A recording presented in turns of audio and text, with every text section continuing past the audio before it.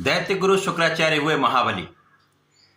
1 अप्रैल को शुक्र अपनी उच्च राशि में प्रवेश कर चुके हैं, जिससे ये महाबलशाली हो चुके हैं। क्योंकि जब भी कोई ग्रह उच्च राशि में होता है, उसका बल, उसका प्रभाव, उसका सामर्थ्य कई सौ गुना बढ़ जाता है तथा ये सर्वाधिक शुभ प्रभाव देने लगते हैं। क्योंकि शुक्राचार्य अत्यंत शुभ ग्रह भी है, सौम्य ग्रह है, तो ये अत्यंत लाभान्वित करने वाला गोचर रहने वाला है। शुक्राचार्य का जब मीन राशि में प्रवेश होगा, अपनी उच्च राशि में प्रवेश होगा, तो वहां पर पहले से ही राहु होंगे। तो यहाँ पर शुक्राचार्य एक अच्छी अवस्था में, बलवान अवस्था में है, परंतु यहाँ पर ये राहु से दूषित भी होंगे, जिसके कारण इस दूषित प्रभाव को भी शुक्र प्रदान करने वाले। जय श्री गणेश, नमस्कार। मैं आचार्य संजय द्विवेदी। मेरे समस्त प्रबुद्ध दर्शकों का मेरे चैनल पर हार्दिक स्वागत है। आज मैं शुक्राचार्य के राशि परिवर्तन प्रभाव को लेकर आपके सम्मुख उपस्थित हूं। शुक्राचार्य मीन राशि में, अपनी उच्च राशि में महाबलशाली होंगे, परंतु जब ये राहु के पूर्ण प्रभाव में आएंगे, अर्थात जब राहु और शुक्राचार्य के बीच में अंशों का अंतर न्यून हो जाएगा, तब ये दूषित हो जाएंगे। अब क्योंकि इस जगत में शुक्राचार्य ही संपूर्ण सुखों को प्रदान करते हैं, क्योंकि शुक्राचार्य इस जगत में समस्त भौतिक सुखों को प्रदान करते हैं, भूमि भवन का लाभ कराते हैं, अच्छे पद की प्राप्ति कराते हैं, इंडस्ट्री का सुख, बड़े व्यापार का सुख, प्रोफेशन में अच्छा लाभ,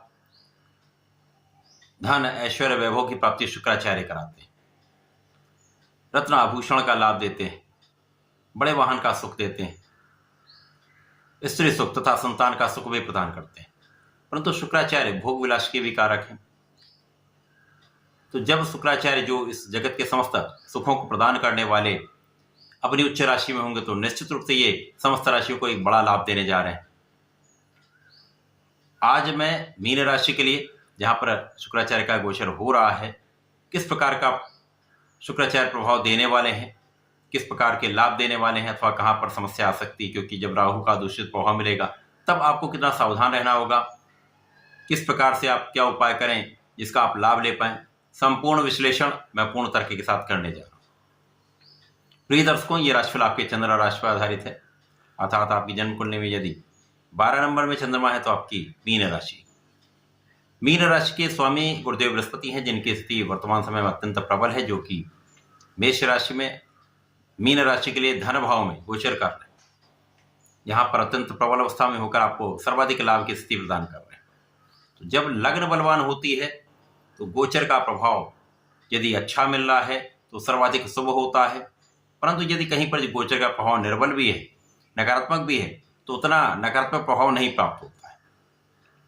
यहाँ पर मीन राशि के लिए लग्न में ही राहु के साथ शुक्राचार्य का गोचर आपके प्रभाव को बढ़ाने वाला होगा। आपका प्रभाव भी बढ़ेगा, आपके अंदर आकर्षण का एक विशेष प्रभाव मिलने वाला है, आपका सौंदर्य विशेष रहने वाला है, आपकी क्षमता में वृद्धि हो जाएगी।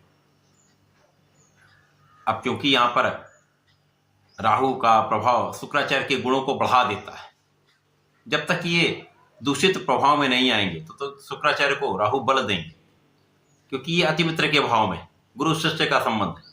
परंतु जब ये दूषित होंगे, तो जो राहु का एक पॉइजनस इफेक्ट है, जो दूषित विषाक्त प्रभाव है, उसका प्रभाव समस्त ग्रहों पर पड़ता है। शुक्राचार्य पे जब इनका प्रभाव पड़ेगा, तो एक मन को भ्रमित करने वाला योग बन जाता है, चरित्रहीनता का योग बन जाता है। यदि किसी जातक की कुंडली में शुक्र निर्बल है, नीच राशि में है, राहु के साथ द्युति अथवा दृष्टि प्रभाव में है, तो ही ऐसी समस्या हो सकती है। परंतु यदि लग्न बलवान है, शुक्र अच्छी अवस्था में, तो किसी प्रकार का कोई बड़ा कष्ट नहीं होने वाला। परंतु यहाँ पर राहु भ्रम देंगे, जिसके कारण आपके अंदर मन की चंचलता बढ़ जाती है, जिसका प्रभाव कहीं ना कहीं समस्याग्रस्त हो सकता है। तो यहाँ पर भी ऐसा ही है।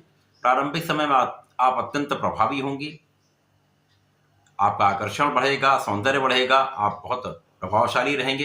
परंतु जब ये दूषित होंगे, तो यही यश अपयश का कारण बन जाता है।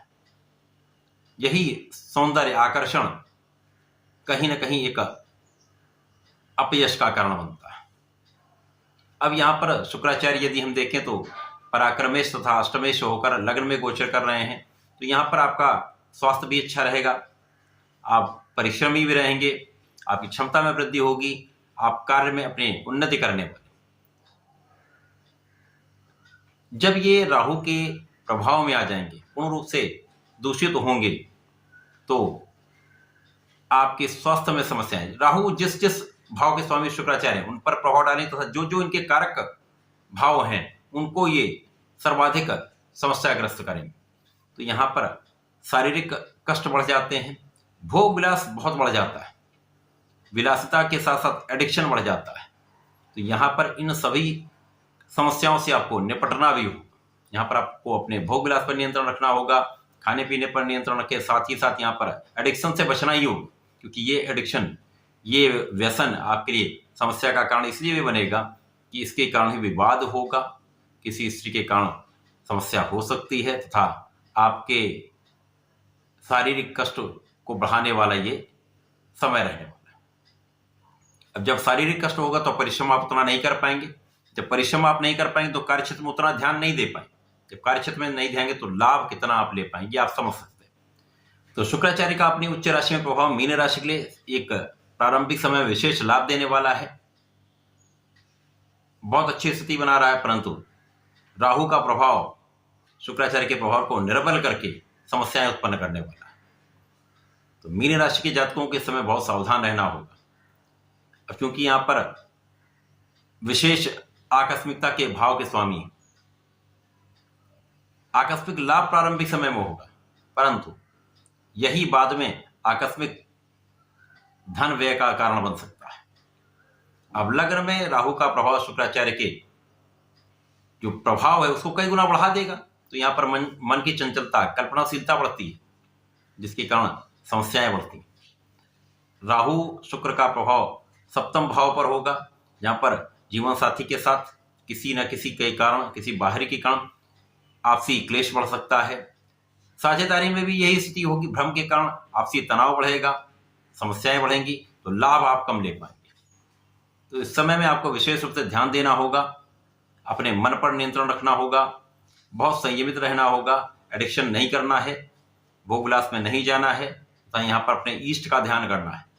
इस समय में यदि आप नियमित रूप से भगवान भोलेनाथ के शरण में रहते हैं, ओम नमः शिवाय का कम से कम एक माला का जप नित्य करते हैं, श्री गणपति महाराज के संकरनाशन गणेश स्तोत्रम का पाठ कर लेते हैं अथवा सुन लेते हैं, तो आपकी समस्याएं दूर होंगी, आपका मन बलवान होगा, आप इन स्थितियों पर नियंत्रण कर पाएंगे। तो ऐसा करके इस समय का लाभ लें। धन्यवाद, नमस्कार।